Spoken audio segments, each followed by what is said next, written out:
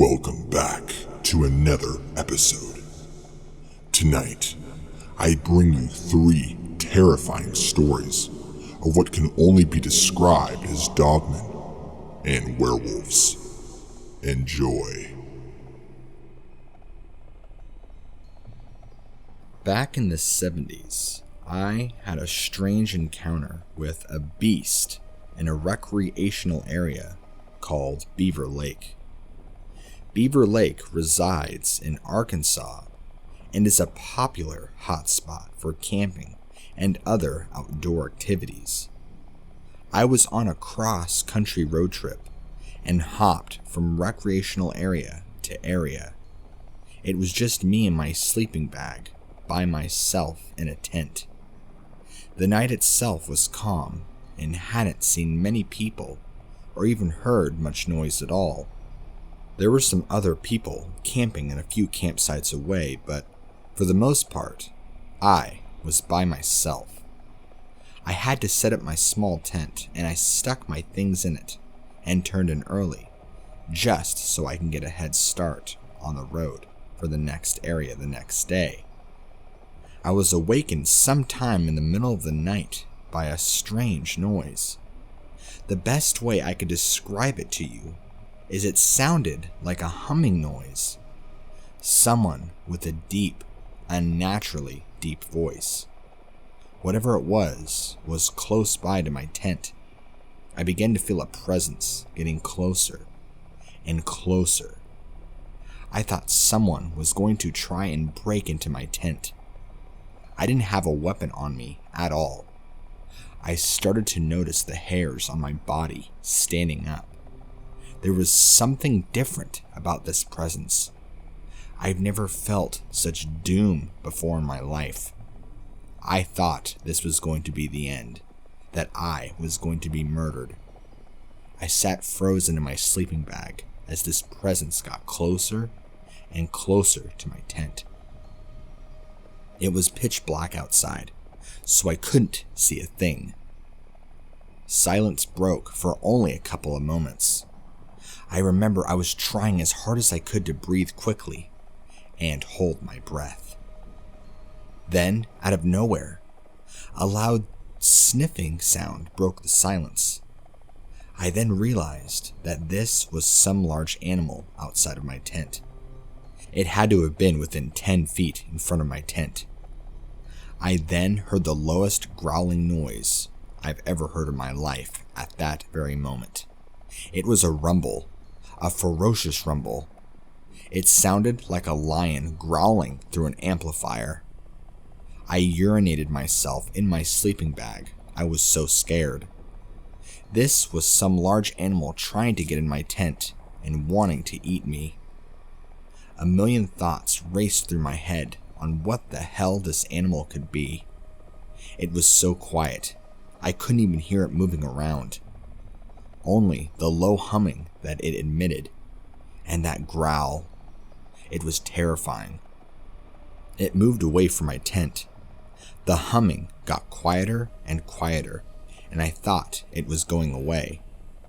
Silence continued, and I laid there, frozen still in my sleeping bag, expecting this thing to come back at any second and rip right through that tent wall and grab me and rip my face off. Bang, bang! 2 gunshots that sounded only about 100 feet away. Then I heard some screaming and commotion. I didn't even want to move from my spot. I knew whatever it was outside my tent was still there waiting around. I wasn't going to risk a thing. The commotion only got louder. I could hear people a little more clearly yelling, "What is that thing? Shoot it!" and other such commotion. My primal instincts of fight or flight came in, and I knew I had to make a run for it. Whatever it was must have run through someone else's campsite, since the commotion seemed to be moving away from me, luckily. Maybe it ran back into the brush over on the other end of the area. I knew I had to get up and do something, but I was too much of a coward to even move a muscle. The noise never seemed to completely die out, and even though I had only heard those 2 gunshots and yelling, the fear never ceased. The commotion died out after some time. I did continue feeling on edge, but the intensity of the feeling had eventually died down. I knew for a fact that I was not safe. I was not going to rely on a false sense of security, of silence around me. I continued to lie there in my tent, wide-eyed in my own piss, until daylight.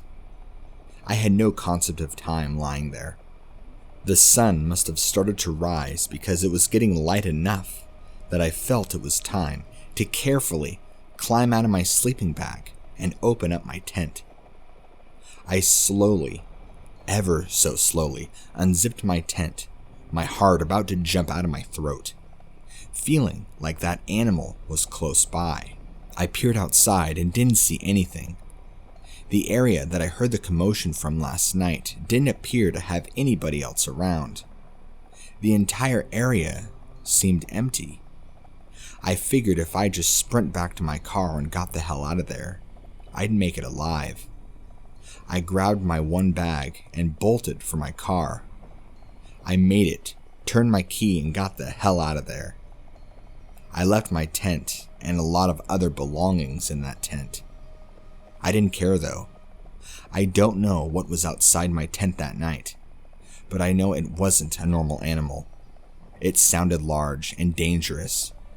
I was sure it was going to come back and eat me the whole time I was lying there.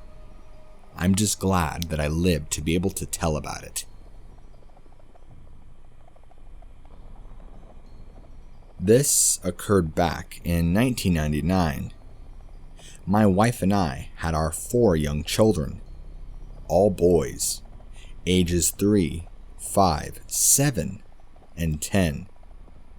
We had them 2 years apart, roughly. Being parents was a wonderful experience as my career had been really excelling in recent years as a real estate investor. Because my parents lived in New England, we found ourselves settling down there, not far away from them. It was a much smaller town in the New England area itself. Your typical small town where everybody knows everybody. My parents had been living there their whole lives, their roots planted deep in the town. It's all they knew. The area in which we lived with our boys was around much thick wilderness. Lots of acres of rivers, trees, forests, you name it. A lot of the area around us looked very similar, with lots of open fields, pastures, forestation. There's a lot of farmland in the area, along with what comes with that. Animals of the wild, like deer and other small critters. If you had any feel for how the East Coast is like, these neighboring towns around us that were similar were small as well. Since I was investing and busy partnering with people out of state, I often traveled far from home.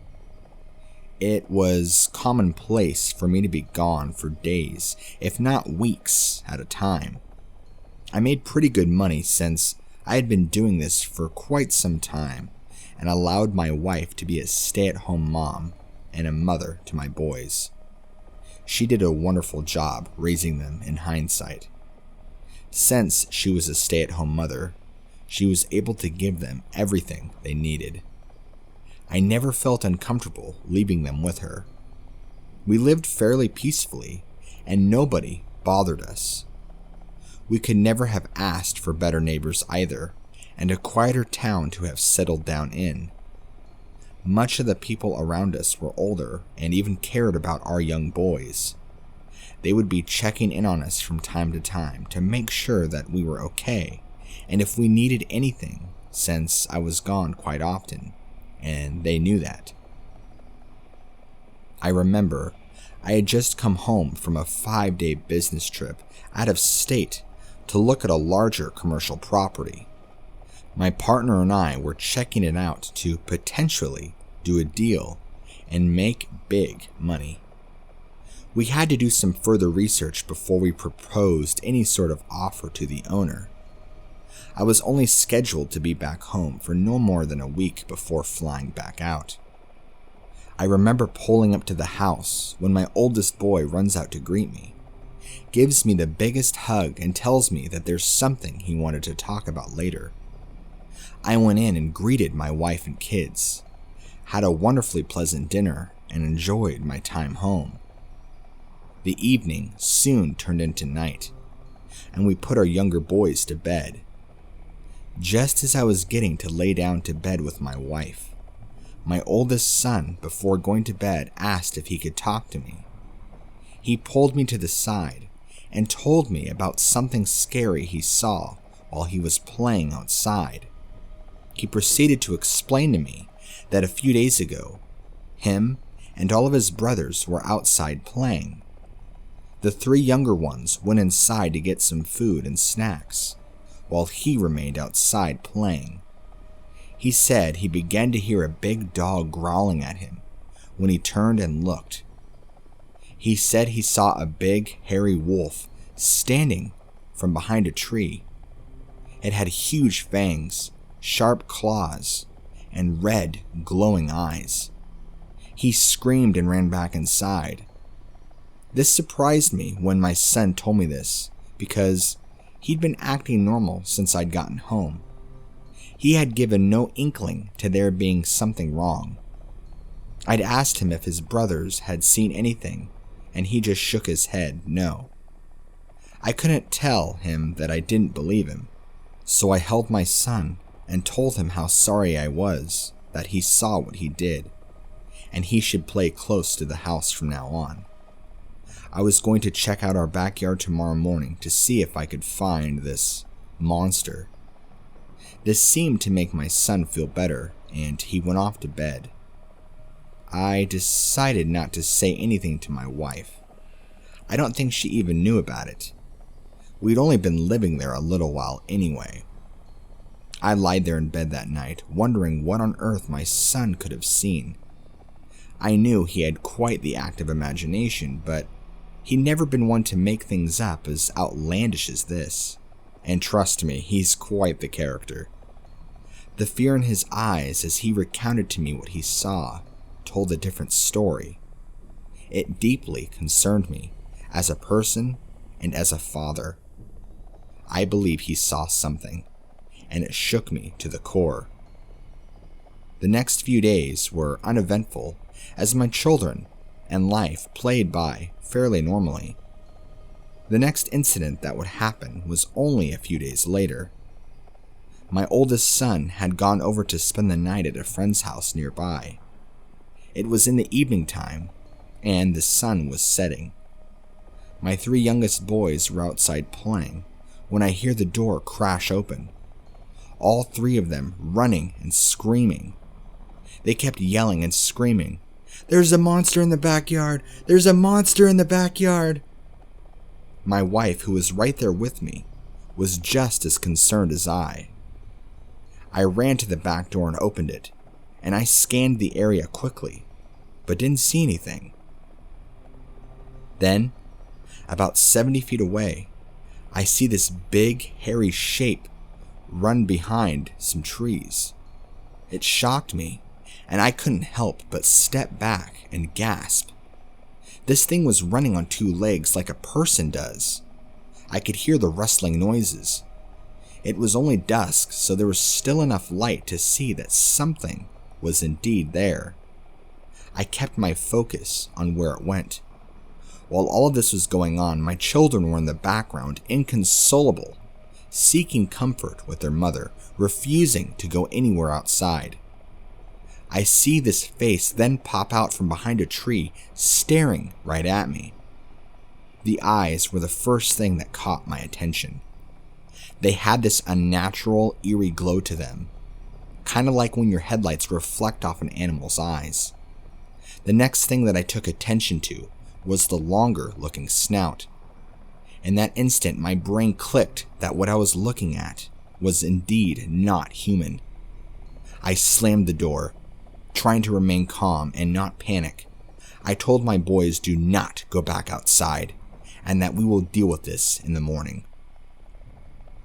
I made my way over to my liquor cabinet, pulled out a glass of some brandy, poured 2 shots, and downed them like they were water. It took a while for my boys to calm down, and eventually they did. That is, until about 1 in the morning. I'm jolted awake by the screams of my young boys. They all shared one bedroom. Without even hesitating, I run down the hall to their room as fast as I can, open the door, and see this hideous-looking set of drooling fangs against the glass. My stomach drops. My boys are screaming. The thing I had seen earlier was now looking in the window. Its eyes seemed to give off this scary red glow. It was so dark that all I could see were these sharp teeth and its eyes. I also noticed its wet nose pressed up against the glass, leaving mucus trails, the same way that a dog would when it presses its nose up against a glass. I went to grab my boys, but they were already jumping out of their beds, running and pushing past me. I turned around to the phone. I needed to call the police now. Something had to be done about this. My boys were so upset that they could not even sleep in their own room anymore. They ended up sleeping with my wife in our bed. I didn't sleep that night, period. I did, however, call the police, and an officer did come out to check things. He briefly looked around the property, but of course didn't find anything out of the ordinary worth investigating. Again, I didn't sleep that night. I decided to take a couple more shots of brandy to keep my nerves calm. It was now a day or so until I had to fly back out to go make a deal on this piece of property me and my partner were looking at. I couldn't leave my family to deal with this. The next morning, I rounded up my children and brought them over to their grandparents' house to stay for a few days. My oldest son was still at his friend's house, so he was unaware of what was initially going on at the time. My wife stayed with the kids, and I went off to make one of the biggest deals in my career. I flew out the following morning, met with my partner and the owner of the property, wheeled and dealed, pulled some strings, and made a great offer. We got the property. After a couple of days, I flew back home to go back and share the wonderful news. My children were still terrified to leave their grandparents' house, and my wife wasn't settled to say the least. My parents were slightly aware of what was going on, but I didn't know that they didn't know the full picture. I talked to them and told them my family needed to stay a bit longer. I was going to patch things up at the house. My oldest son, who had gotten back from his friend's house just days ago, wanted nothing to do with it. He then went and stayed with his other friend for the following week. I needed to find out what was going on. When I got back to our house, it was dark. I don't mean just dark due to the absence of light and nothing being on. I'm talking darkness with feeling to it. There was an evil presence in the air. It felt unnerving, made the hairs on the back of your neck stand up like you were at the edge of your seat. I thought if I could hold down the fort for just a day or two and make sure everything was fine, the family could come back and we would be all A-okay. As I'm making my way up to my porch, I noticed these large canine prints in the ground. I stopped and looked down. These were huge. My sister, growing up, had a Great Dane, so I know what big dog prints look like. These were more than double the size of a Great Dane. The impression on the ground was much heavier than that of a Great Dane as well. My stomach knotted. I couldn't face the idea that some large dog was trying to get into our house. That feeling was only further validated as I used a flashlight, looked all around the house, and found these footprints everywhere. The most chilling part was that they were mostly outside my boys' window.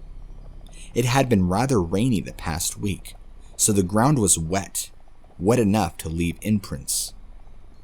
I figured that it was probably a good idea if I talked to my closest neighbors, just to see if they had any intel on the situation.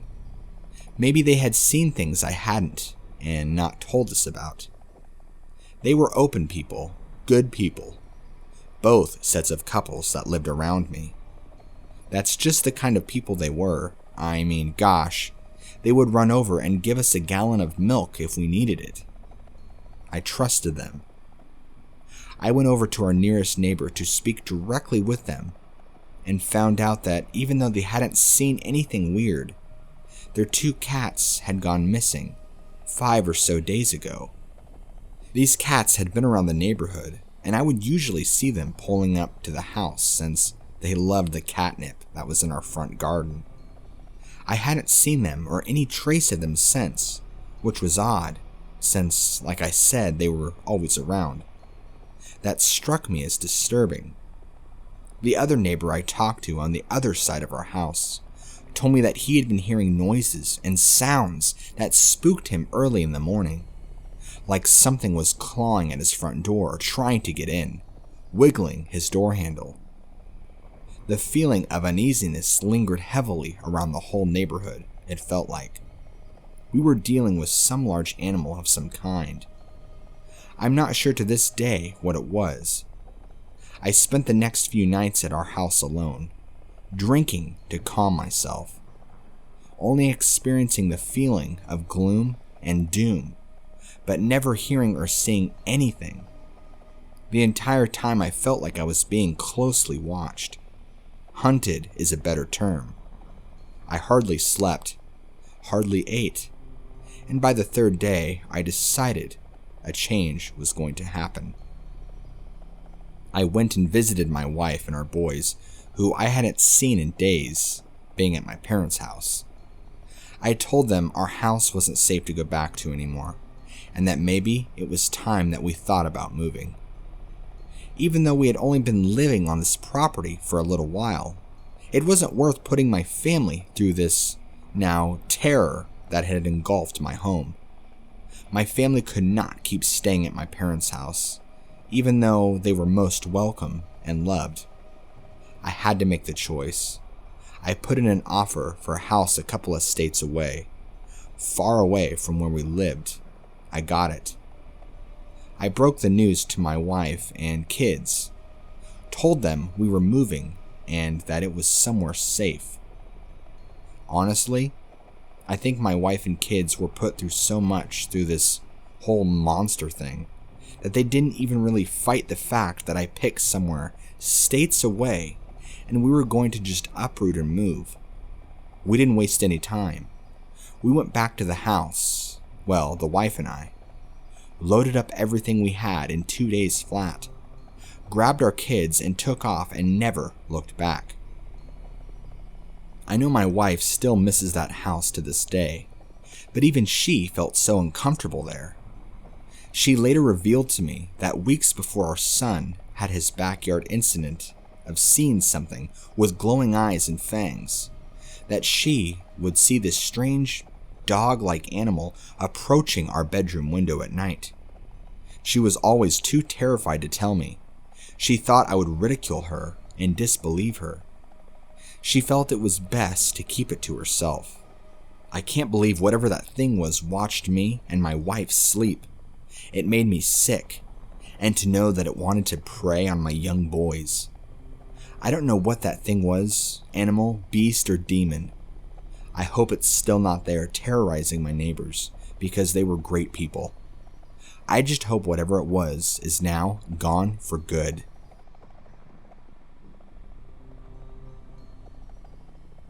This may be too long for some people to read, but I had to share it anyway. This is the first time I am posting anything online about this. I'm a 24-year-old woman, married, and recently moved back in with my parents due to moving back to the town I grew up in.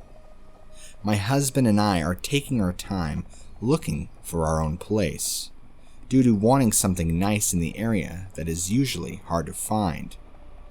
These events take place in my parents' house, starting back 10 years ago.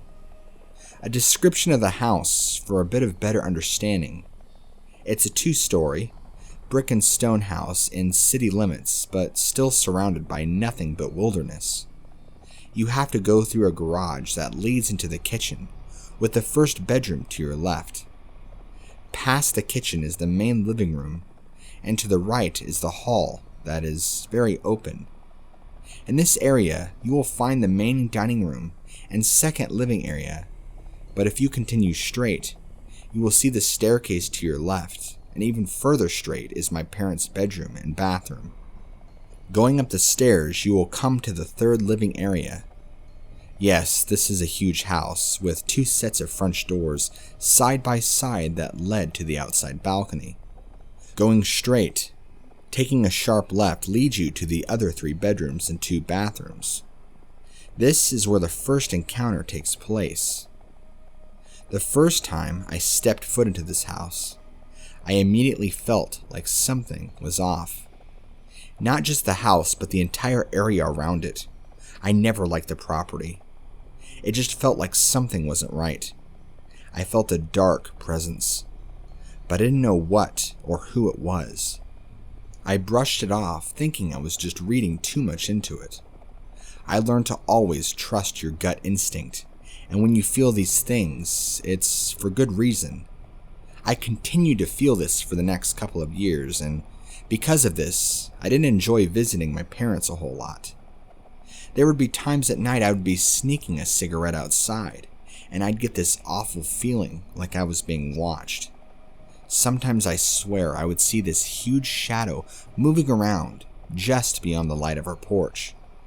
Sometimes I'd swear I felt I was being stared down from the woodline by our house. I never cared too much to go and investigate to find out what it was. My parents liked to gamble a lot, and back then, so they would ask me to babysit my baby brother and sister one day on the weekend. My boyfriend, who is now my husband, loved them, so he would always babysit with me. The first few times, I really didn't pay attention to the feeling, because we would be busy playing or eating with the kids. After that, things kind of chilled out and we would end up watching movies until it was time for us to go to bed. Now, my husband is a freak of nature. It's like he falls asleep the second his eyes are closed. He's a heavy sleeper, and he's a lucky man for that.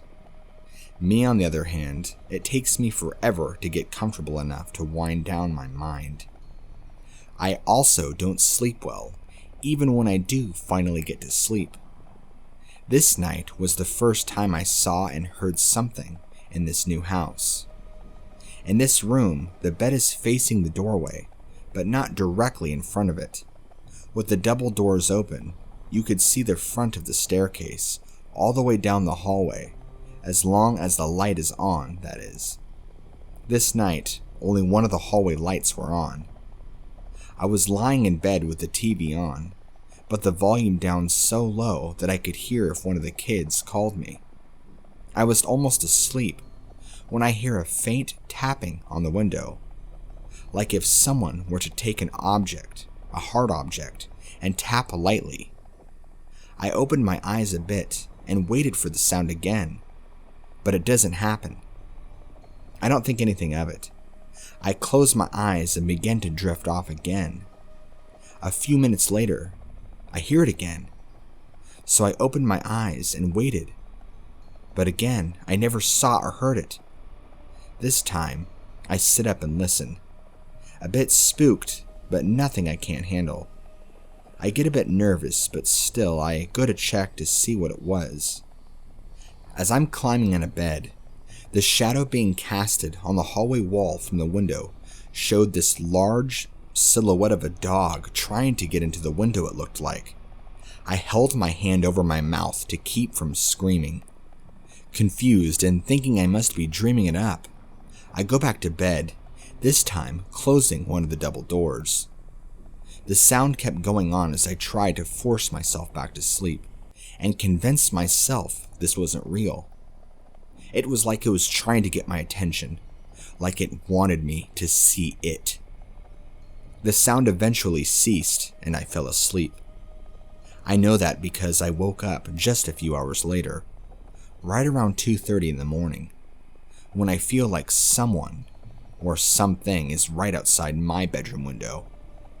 I felt as though something was staring me down into my very soul.